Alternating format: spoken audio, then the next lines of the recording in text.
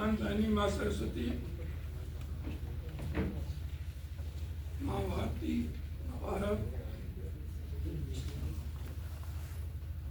सम्मानित मंच उपस्थित अपने इस संगठन के साहित्य परिषद के राष्ट्रीय महामंत्री भाई साहब पवन पालक जी,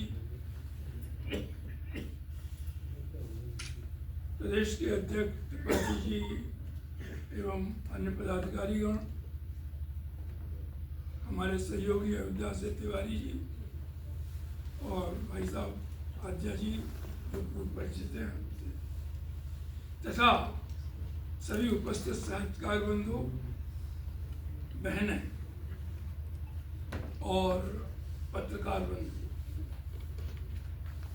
सबसे पहले मैं आभार प्रकट करना चाहूँगा आयोजक मंडल का, साहित्य परिषद का, कि मुझ जैसे असाहित्यकार को भी आज आपने यहाँ पर एक अवसर प्रदान किया। और दूसरे, यद्यपि अभिनंदन हो चुका है, पर फिर भी मेरी आवाज ही कुछ ऐसी है।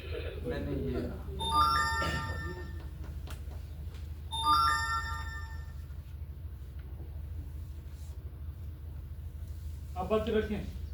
बधाई भाई पवन जी को, पवन जी को नए दायित्व के लिए। बंधु, बहुत स्पष्ट कर दूं कि मैं साहित्यकार नहीं हूं, लेकिन साहित्य के प्रति मेरी रुचि है। साहित्य गोष्ठियों में जाना, पीछे बैठ के सुनना, कवि सम्मेलनों में जाना, पीछे बैठ के सुनना और उसको समझना, और ऐसा करने में अगर कुछ बन पड़ा तो अपनी ओर से अगर कुछ कलम चल गई तो जो कुछ लिख दिया बिना किसी व्याकरण के, पिंगल के, बिना किसी जानकारी के, इसलिए लिखने में बहुत सी कमियां भी हो जाती हैं।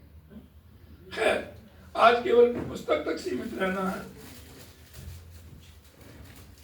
जैसा कि अभी भाई साहब ने जिक्र किया, दत्तोपंत ठेंगड़ी के माध्यम से गीता के अध्याय 14 को लेकर के उन्होंने जो बात कही, वो भी हमारे प्रेरणा का एक स्रोत था। अपने 59 वर्ष की संघ आयु में, सन 66 से मैं स्वयं सेवक हूँ, मेरे दायित्व पर भी रहा, उनकी कोई आज चर्चा करने की आवश्यकता नहीं। लेकिन इस यात्रा में मैंने जो कुछ अनुभव किया, एक स्वयं सेवक की जो डायरी होती है, एक दैनंदिनी होती है, या जो मेरा स्वाध्याय रहा, या जो बौद्धिक मैंने सुने, उन सबको करते करते एक अनुभूति, और अनुभूति भी ऐसे नहीं, अगर कहीं बौद्धिक देने का अवसर मिला तो वही एक वाक्य जो महापुरुषों ने, संघ के मनीषियों ने लिखा है समय समय पर, कि संघ कार्य ईश्वरीय कार्य है। तो मैं जब ये बौद्धिकों में बोलता था तो एक जिज्ञासु द्वैका स्वयं सेवक बाद में हमसे पूछते थे, भाई साहब, संघ ईश्वरीय कार्य कैसे है? तो जो मोटी मोटी सी बातें होती थी, जो अच्छी अच्छी बातें, जो भगवान अच्छा काम करता है, संघ भी अच्छा काम कर रहा है, तो उसी आधार पर हम कहते थे। लेकिन मन में यह बात होती थी कि बार बार प्रश्न आता है सामने, तो इस पर कुछ चिंतन प्रारंभ किया गया, देखा गया, और पुराने अपने बौद्धकों में, पुरानी अपनी डायरियों में से भी, चाहे वो जैसे कि आप दत्तोपंत ठेंगड़ी जी का सुन चुके हैं, और एक क्लिप ईश्वरीय का, संकार ईश्वर कार्य है, ये मोहन भागवत जी का भी आपने सोशल मीडिया पे एक क्लिप मुश्किल से 1, 2, 3, 4 सेकंड का देखा होगा। इन सब बातों से मुझे लगा हमें इसमें कुछ सोचना चाहिए। तो हमने एक तरीके से संघ कार्य को आध्यात्मिक दृष्टि से देखने का एक प्रयास किया है। मैं भौतिक विज्ञान का व्यक्ति हूँ, टू दी पॉइंट में ही बात करते हैं हम लोग, और इसलिए कोई बहुत बड़ा साहित्य नहीं है, केवल 54-55 पेज का मैटर है। कुल पुस्तक 72 पे पृष्ठ की है। ऐसा सोचते सोचते मेरा मन हुआ कि क्या लिखें, कैसे लिखें। तो वो पुस्तक वास्तव में आप जैसे विद्वानों के लिए मैंने नहीं लिखी, क्योंकि आप तो उसे पढ़ेंगे तो हो सकता है आप कहीं कहीं हंसी भी आवे आपको, लेकिन जैसे कहते हैं तुलसीदास जी ने कहा है कि सुजन सुचित सुधार सब नहीं है। हमने तो लिख दिया, आप सुजन लोग जो है सुचित अपने अच्छे चित्र के माध्यम से उसको पढ़ेंगे और आप अपने हिसाब से सुधार लेंगे। लेकिन मैंने जो लिखा वो नए स्वयंसेवक, नए कार्यकर्ताओं के लिए और उनकी जानकारी के लिए कि थोड़ा थोड़ा ज्ञान उनको इस चीज का हो जाए, और यहीं तक सीमित रहा कि कैसे संघ कार्य ईश्वरीय कार्य है। इसके लिए मैंने उसको पुस्तक को 5 छोटे छोटे अध्याय तो नहीं कहूंगा, पाठ कह लीजिए, मैं बांटा। पहले मैं ये बताने का प्रयास किया है कि ईश्वर क्या है। दूसरे अध्याय में ये खोजने की कोशिश की है कि ईश्वर के कार्य क्या है। तीसरे में सोचा कि संघ क्या है। संघ का एक सूक्ष्म परिचय, आप तो संघ को बहुत अच्छी तरह जानते हैं, लेकिन वो कार्यकर्ता, वो बालक, वो स्वयंसेवक जो उभर रहा है, जिसको प्रेरणा की आवश्यकता है, उसको संक्षिप्त में बताया कि संघ क्या है और फिर संघ के कार्य क्या है। और तब इस प्रमेय को 5वें अध्याय में सिद्ध करने का प्रयास किया गया, इसलिए संघ कार्य ईश्वरीय कार्य है। मैं यहाँ कुछ मोटी मोटी बातें केवल यहाँ पे कहूंगा, तो समय 5 मिनट का है। संघ का मुख्य कार्य और ईश्वर का मुख्य कार्य लोक संग्रह का है। लोक संग्रह केवल लोगों को इकट्ठा करना मात्र नहीं है, सब एक व्यापक शब्द है।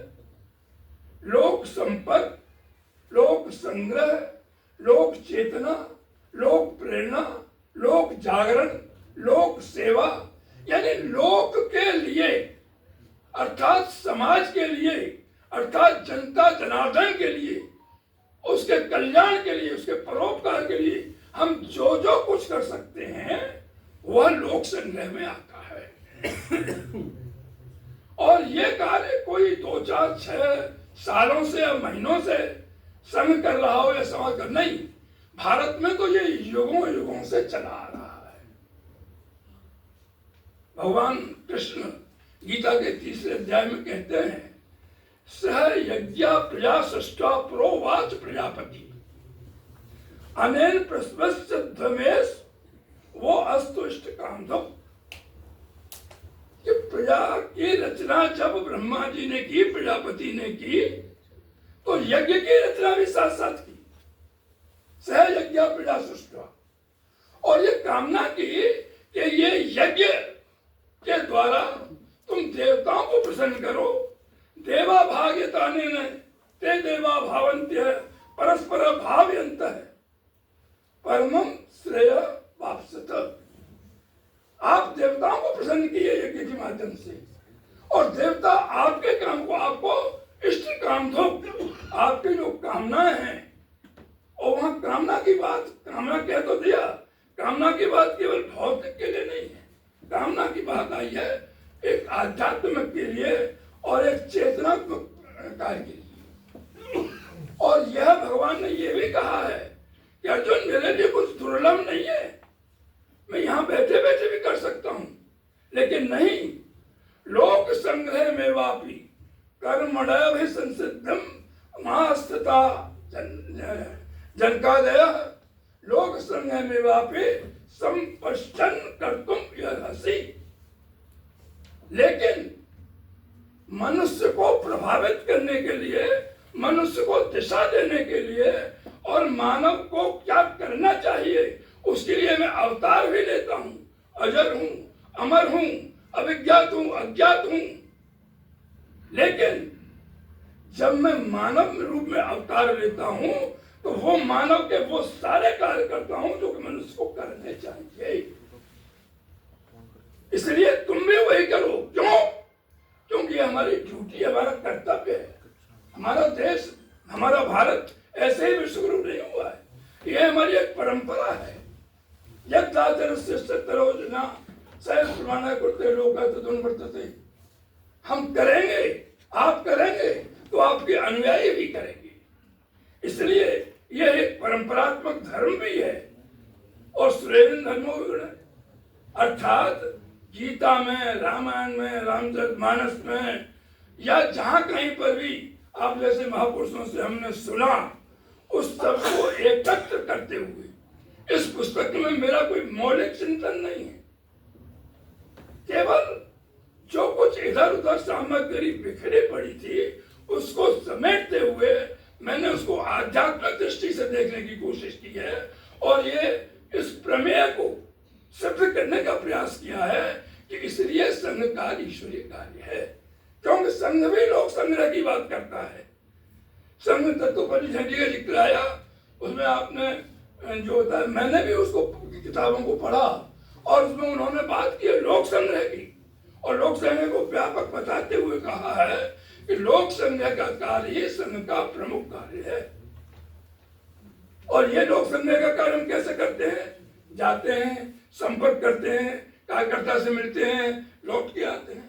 समय ज्यादा हो गया? अच्छा, ओके, ठीक है, हम समाप्त करें। पुस्तक आपके सामने है, आप उसको पढ़ेंगे ही। समय कुछ लगता है ज्यादा उसमें जा रहा है।